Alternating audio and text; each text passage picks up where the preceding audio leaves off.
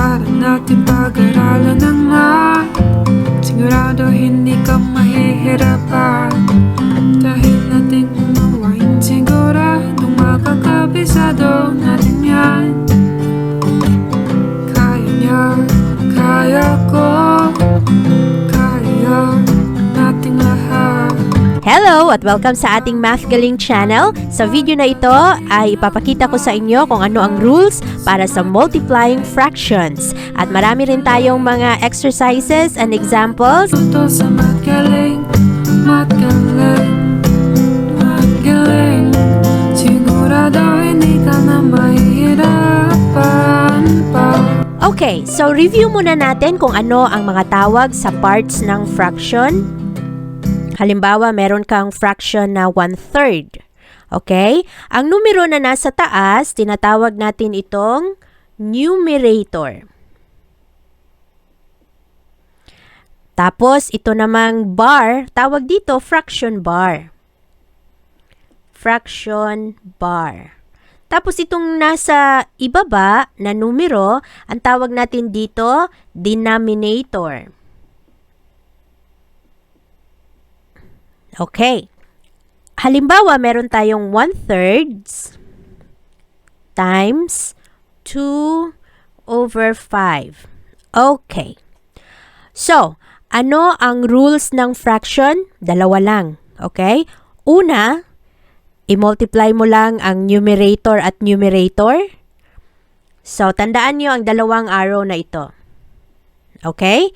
Yan ang rules ng multiplication. Okay? Multiply ang numerators. So, 1 times 2, diretso, 2. Kopyahin ang fraction bar. Diretso naman para sa denominator. 3 times 5 is 15. Okay? Pagkatapos, ang second rule, kailangan mong i-simplify. I-reduce kung pwede mo pang i-reduce. Pwede ba siyang ma-reduce? Hindi na dahil ito na ang pinakasimple na answer. Mamaya ipapakita ko sa inyo kung ano ang ibig sabihin ng reduce o simplified form. Sa ngayon, kailangan nyo lang tandaan, pag sinabi ng inyong guro na multiply the fractions, diretso sa numerators, diretso ang multiplication sa denominators. Okay? Numerator multiplied by numerator, denominator multiplied by denominators. O diba? Madali lang, diretsa lang. Okay, isa pang example. Okay? Halimbawa, meron tayong 2/3 times 5/7. Okay. Sundin natin ang rules. Diretso. Numerators by numerators. Diretso lang. 2 times 5 is 10. 3 times 7, 21. Ito na yung simplified form. Yan na yung final answer. Okay? Isa pa. Halimbawa, meron tayong 1/4 times. So, ito yung example 2 natin. Example 3. So, third example, 1/4 times 5/9. Okay. Rules, diretso. Diretso numerator by numerator is 5. 1 times 5 is 5. 4 times 9 is 4 times 9. 36. Ganyan lang. Pagkatapos, tingnan mo lang kung pwede mo pa bang ma-reduce ito. So, yan na ang tamang answer. Okay? Ito na yung final answer. Okay? Number 4. Okay? Halimbawa, meron tayong 7/9 times 2/3. Ano yung sagot? Tandaan ang rules. Diretso. Diretsong numerator, diretsong denominator. Okay. Diretsong multiplication, 7 times 2, 14. 9 times 3, 27. Okay? Pagkatapos tingnan mo lang kung pwede pa ba. Pwede pa natin ito na i-reduce. Yan na yung final answer. Okay? Example 5. Okay, tandaan, yan lang yung rules. Walang komplikasyon, okay? 1/2 times 5/6. Okay. So, ano ang rules? Diretso lang. Diretso lang po. 1 times 5 is 5. 2 times 6 is 12. Kung masyadong mabilis ang pag-explain ko sa inyo, i-pause nyo lang ang video tapos ulit-ulitin nyo lang. Okay? At pwede rin na kopyahin ninyo ang mga example na ito. Tapos, pag kayo lang mag-isa, ay gawin ninyo ulit ng kayo lang para maalala ninyo ang rules. Yan yung sikreto sa math. Kailangang ulit-ulitin mo lang, ulit-ulitin para maalala mo kung paano gawin. Okay? At meron pa tayong ibang example kung saan ipapakita ko sa inyo kung paano mag-reduce. Ano ba yung sinasabi nating reduce o simplified form? Okay? Ganito. Halimbawa, meron kang 1/3 times 6/14. Oh, no, 6/15. Okay? Sabihin natin 6/15. Okay. So, kung i-follow mo ang sabi ko na rules ng fractions, diretso lang, di ba? Ganito lang, diretso sa taas, diretso sa baba. Okay. So, 1 times 6 is 6. Tapos, 3 times 15. Ano ba yung 3 times 15? Gawin natin ganito. 3 times 15, 3 times 5 is 15. I-carry 1. 3 times 1 is 3. Plus 1 is 45. Okay, so 3 times 15 is 45. 45. Ngayon, titingnan natin kung meron bang common factor. Pwede ba siyang i-reduce, okay? Tingnan natin. Itong 6, anong common factor niya? Itong 6, pwede natin siyang i-divide sa 2. Okay, pwede. Itong 45, pwede bang i-divide sa 2? Hindi. So, move on tayo. Pwede ba sa 3? Okay? Itong 6, pwede bang i-divide sa 3? Pwede. Itong 45, pwede bang i-divide sa 3? Pwede. So, 6, common siya by 3. Okay? So, common siya by 3. So, 6 i-divide natin sa 3, magiging 2. 45, i-divide natin by 3, magiging 15. So, technically, tama naman ito. Kasi sabi ko, ang rules ng fraction, kailangang i-multiply ang numerators, i-multiply ang denominators. Technically, tama ito. Pero, meron pa tayong isang rule na palaging tinatanong ng mga guro na gusto nila simplified form. Gusto nila yun na yung pinaka-final answer talaga. So, ito ang pinaka-simplified form. Okay.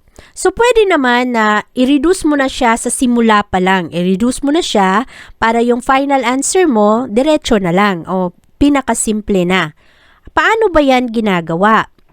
Tingnan mo lang yung numero kung pwede mo ba siyang ma-factor, okay? Halimbawa, itong 6. Ang 6, ano ang factors ng 6?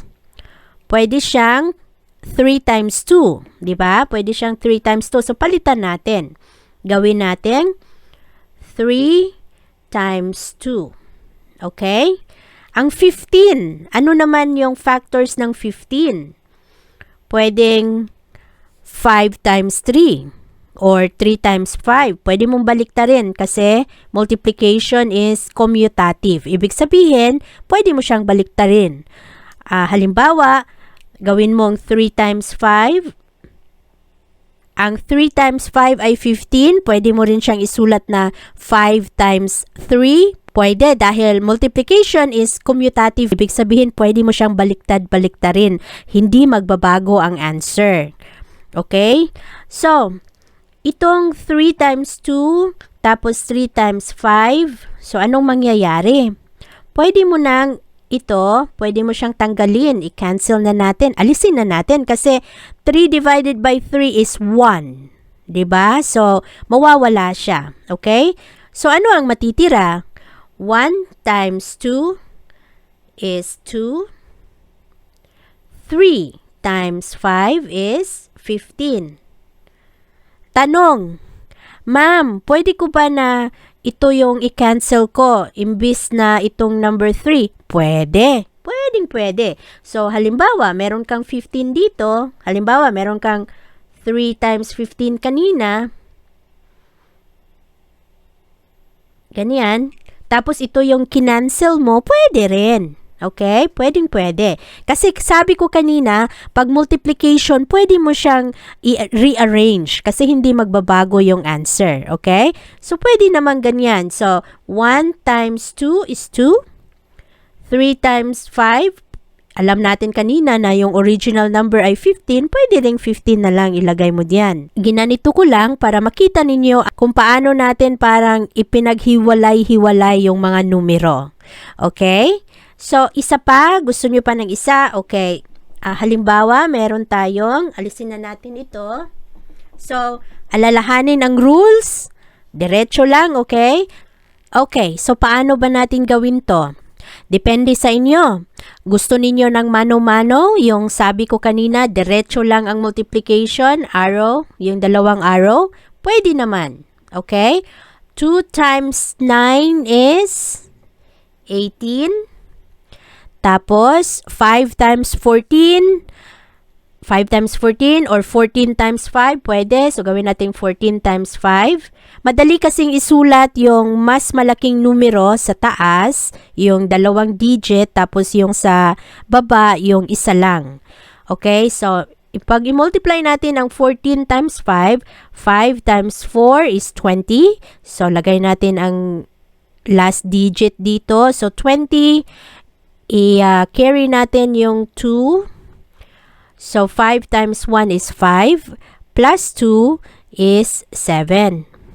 So, 14 times 5 is 70. So, dito natin ilagay ang 70. Okay. I-reduce natin. Meron ba siya? Pwede ba siyang i-reduce? Sa tingin ko, pwede. Kasi ito, ending ng 0. Ito, ending ng 8.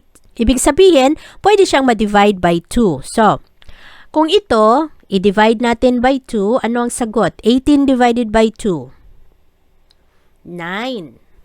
70 divided by 2. 35.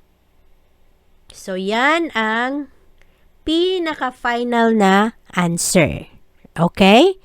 Kung dito nahihirapan kayo, hindi ko makita kung paano ba siya i-reduce. Pwede rin na dito ka magsimula, okay? Dito, pwede diyan ka magsimula para makita mo, okay? Tingnan natin. 2 over 5. Ano ang factors ng 9? Pwedeng 9 times 1, pero wag natin gamitin yon dahil times 1, hindi nagbago. Ang gusto natin gamitin yung mas mataas pa sa 1. So, ito, pwede siyang 3 times 3. Okay, 3 times 3. Ganyan. Tapos, ang sa baba, pwedeng, ano ba yung factors ng 14? 2 times, so 2 times 7. Okay, tingnan natin ngayon. Meron na ba kayong nakikita na pwede ninyong i-cancel? Pwedeng maging 1, 2 at 2. Ang titingnan mo, yung sa taas at sa baba, kung meron bang magkapareho. Kasi yun yung pwede nating i-cancel. Ibig sabihin, ang cancel kasi hindi na siya masyadong ginagamit na term. Pero ibig sabihin lang yan, magiging 1. Magiging 1 siya. So, halimbawa, itong 2 sa taas at itong 2 sa baba, magiging 1 dahil 2 divided by 2 is 1. So, alisin natin yan kasi 1 na siya. 'Di ba? So, ngayon, meron pa ba? Meron ka pa bang nakikita na pwede yung sa taas at sa baba na pareho? Wala na kasi itong 3, wala namang 3 dito sa baba. Itong 5, wala namang 5 sa baba at ang sa taas, tapos ang 7 wala. Ito na. Sabi natin, numerators by numerators, denominators by denominators. Okay. So, ito, 2 divided by 2, naging 1. So, 1 times 3 times 3 is 9. 5 times 7. 7 na lang. 5 times 7 is 35. Okay? So, yan na yung final answer. Ngayon, kung medyo nakakalito pa rin ang video na ito, itong dito sa kung paano i-break down, paano i-reduce ang fraction, hanapin ninyo sa isa pa nating video yung tinatawag na least common multiple o kaya yung finding the least common denominator dahil makikita ninyo kung paano siya i-break down, kung paano ninyo siya i-group, paano nyo igrupo yung mga numero para meron kayong ma-divide as 1 o meron kayong ma-cancel. Okay? Basta, ang rules ng multiplication, tandaan, isulat natin. Number 1, ito. Okay? Diretso. Numerator times numerator. Fraction bar. Tapos, denominator times denominator. Okay? Diretso lang. Tapos, ang rule number 2, reduce or simplify. Simplify.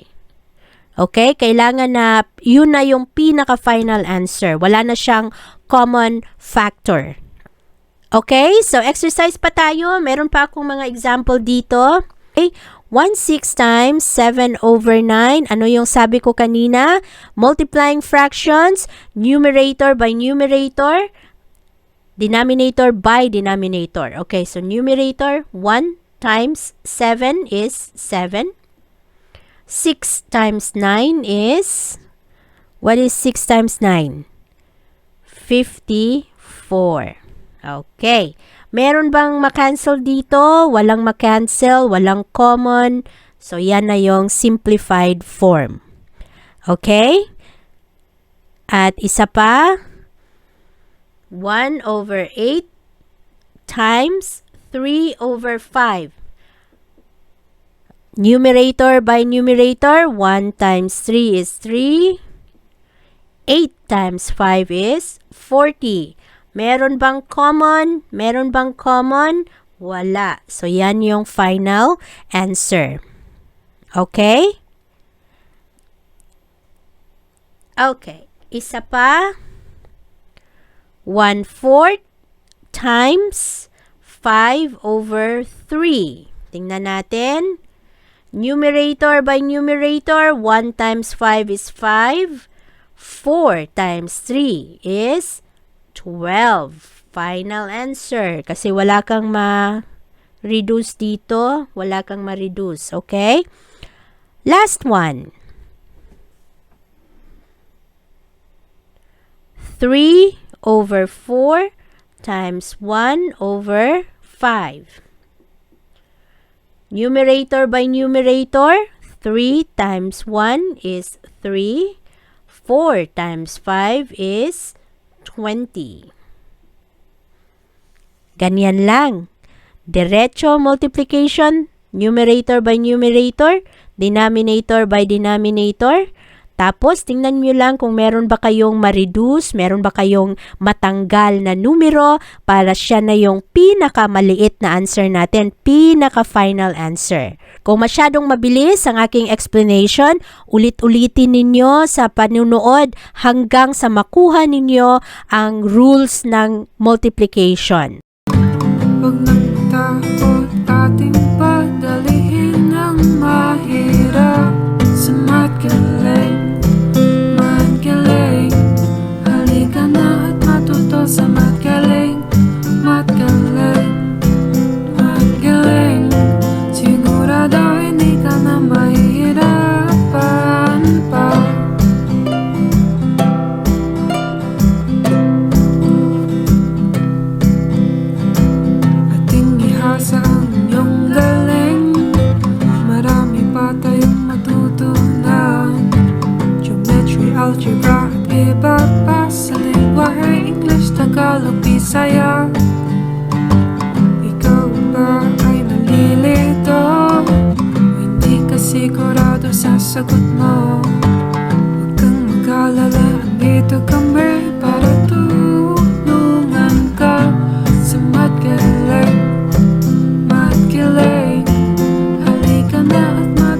sa MathGaling